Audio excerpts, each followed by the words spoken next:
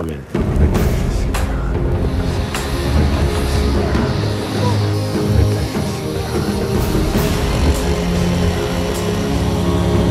Vlado hovorí, že 50 litrov oleja sa minulo na mazanie reťazí.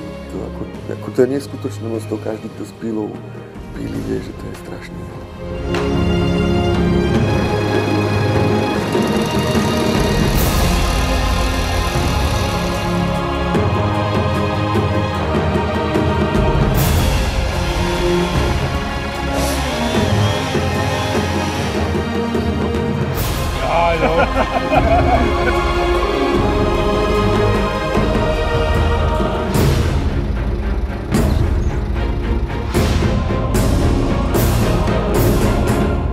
Modlíme sa za to, aby sa to všetko podarilo, aby sme potom vedeli ten kostolík aj dopraviť na Island, aj ho postaviť tam.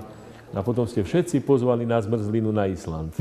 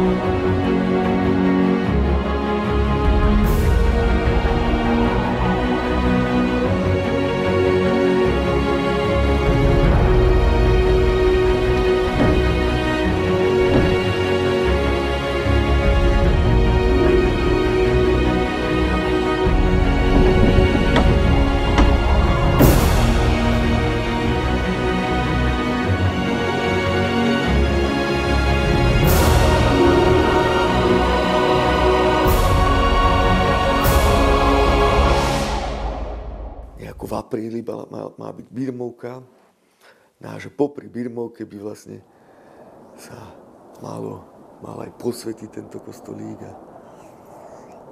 Tak máme čo robiť.